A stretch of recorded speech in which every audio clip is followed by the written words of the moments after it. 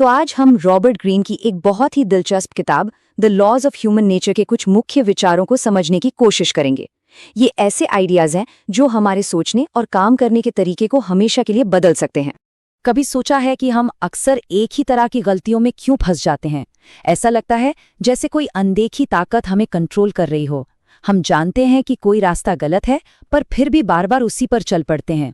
Robert Greene कहते हैं कि ये ऐसा है मानो हमारे अंदर ही कोई अजनबी बैठा हो, एक ऐसा हिस्सा जो हमें अच्छी तरह जानता है और हमें उन कामों की तरफ धकेलता है जो हमें नहीं करने चाहिए। और ये सिर्फ ग्रीन ही नहीं कह रहे, मशहूर लेखक फ्योदोर दोस्तोव्स्की ने भी इस अंदरूनी कश्मकश को बड़े अच्छे से समझाया है। ये ऐसा है जैसे किसी का दूसरा स्व उसके बगल में खड़ा हो। आप अपनी इच्छा के विरुद्ध ऐसा करना चाहते हैं। सोचने वाली बात है ना?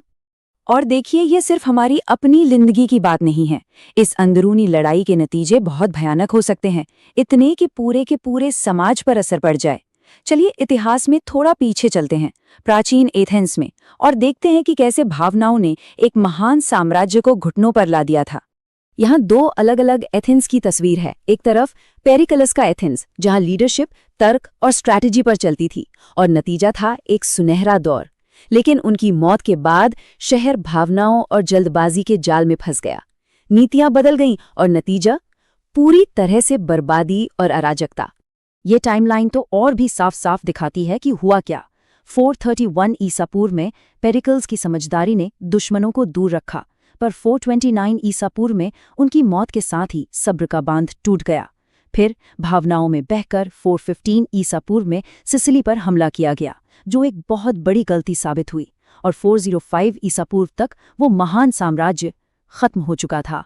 इस एक इमोशनल फैसले की कीमत क्या थी? सोचिए, 200 से भी ज्यादा जहाज, हजारों सैनिक और एथेंस का सारा मान सम्मान, सब कुछ सिसिली में डूब गया। ये एक ऐसा झटका था जिससे एथेंस फिर कभी पूरी तरह उभर ही नहीं पाया। पेरिकल्स को शायद इस खतरे का अंदाजा था।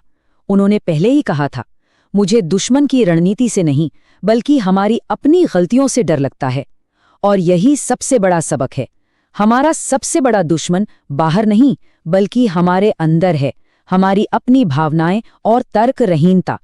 तो क्या इसका मतलब ये है कि हम हमेशा इन ताकतों के गुलाम बने रहेंगे?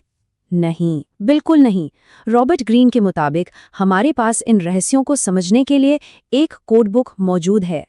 ग्रीन इसे कहते हैं ह्यूमन नेचर या मानव स्वभाव। ये कोई रहस्यमयी चीज नहीं है बल्कि लाखों सालों के विकास का नतीजा है।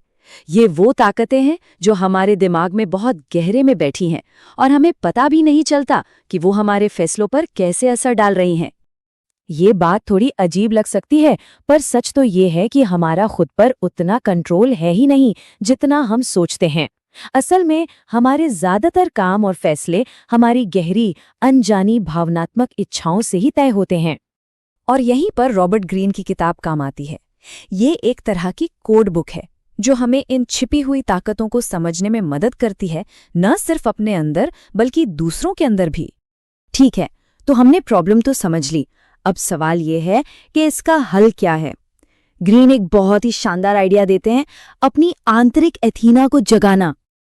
देखिए, पेरिकल्स नूस को मानते थे, जिसका मतलब था एक तरह की दिव्य बुद्धि या विवेक, और उनके लिए इसका प्रतीक थी ज्ञान की देवी एथीना। ये वही ऊंचा तर्कसंगत हिस्सा है जिसे हम सब अपने अंदर विकसित कर सकते हैं। ये स्लाइड हमारे अंदर की लड़ाई को बहुत अच्छे से दिखाती है।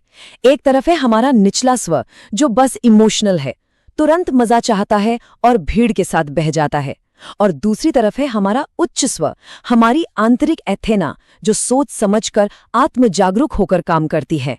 असल में इंसान बनना इसी उच्च स्व को जगाने का नाम है।